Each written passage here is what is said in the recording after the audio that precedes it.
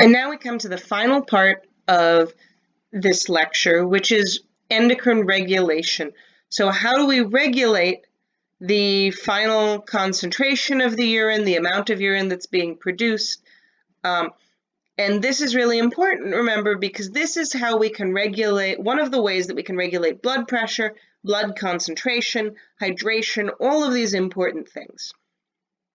Now, we've seen this system before, but we're finally going to really focus on some of the pieces of this system that we didn't talk about as much when we went over it first in the endocrine system and then again in the cardiovascular system.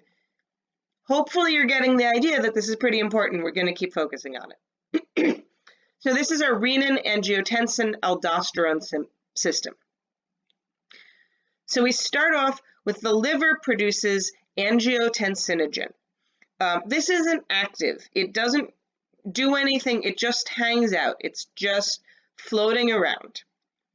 And it won't do anything unless it's turned into first angiotensin 1, and that happens with renin. So the kidney produces renin when there's a decrease in renal perfusion. So when there's less blood coming to the kidney, it will produce renin, and renin turns angiotensinogen into angiotensin 1. Now, angiotensin 1 still isn't going to do anything yet. It's just ready. Now, to do anything now, it needs to be turned into angiotensin 2. And this is done by an enzyme called ACE.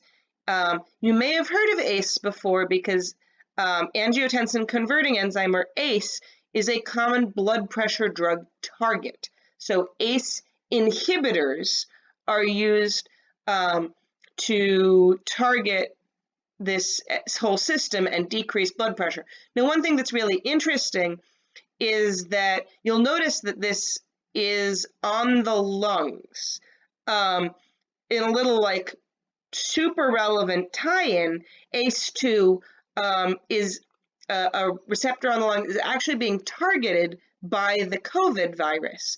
And so if you've heard about why people with high blood pressure are particularly subject to this, and like some ideas that this might have problems with people with blood pressure medications or maybe even ibuprofen, this is really the system that we're actually talking about with those concerns. So this is what we're actually worried about with the COVID virus, just, to point out something interesting here.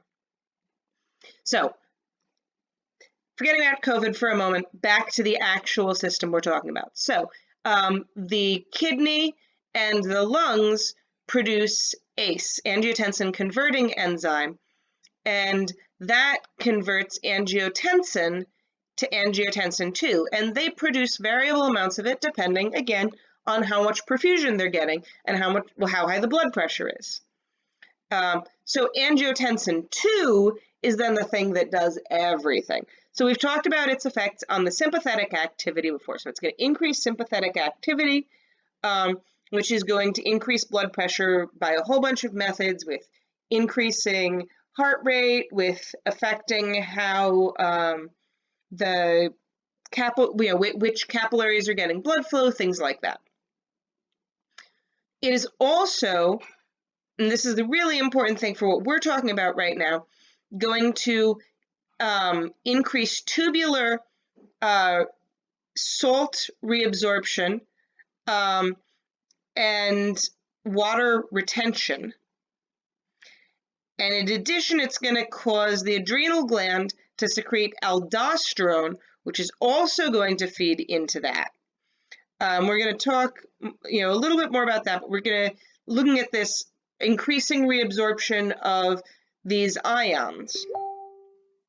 Then we have arterial vasoconstriction, so we're just causing a direct vasoconstriction in addition to the sympathetic activity. And we're going to cause ADH secretion. So we've talked about ADH before, right, when we had that person who didn't have a pituitary gland, that case study. So ADH is secreted by the pituitary gland, and that causes the collecting duct, which we haven't quite gotten to to reabsorb more water.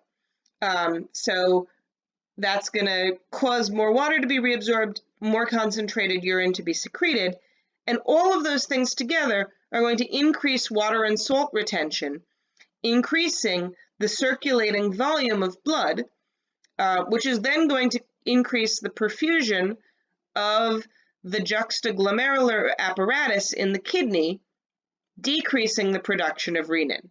So we've got that feedback loop, that negative feedback loop that you should be very used to seeing at this point. So now you finally have all of the pieces to put together this renin, angiotensin, aldosterone system that we've been talking about all semester.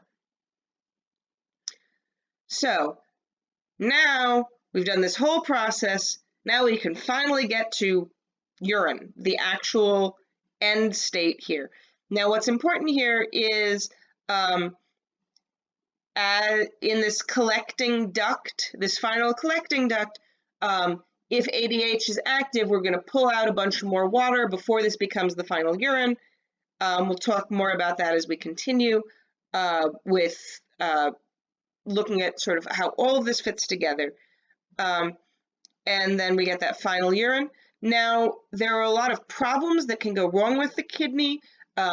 Kidney disease is extremely common, and all of these issues can throw off a whole lot of balance with kidney disease. It can throw off the sodium and water balance, leading to hypertension and increased blood pressure. It can throw off the potassium balance. It can have problems with elimination of nitrogenous wastes that's happening with the kidney. Because the kidney, if you remember, produces erythropoietin, which stimulates red blood cell production, can wind up with anemia, can throw off acid-base balance, which we're going to talk about a lot more once we've done the respiratory system. Kidney is important for activation of vitamin D, so without that we wind up with insufficient calcium. And it's also important for phosphate elimination. So we see a lot of these various problems, mostly with the blood, when there's problems with the kidney. All right, so that wraps up today's unit with all of these different pieces.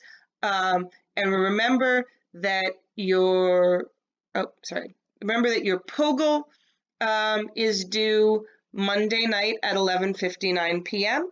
I know we started that on paper.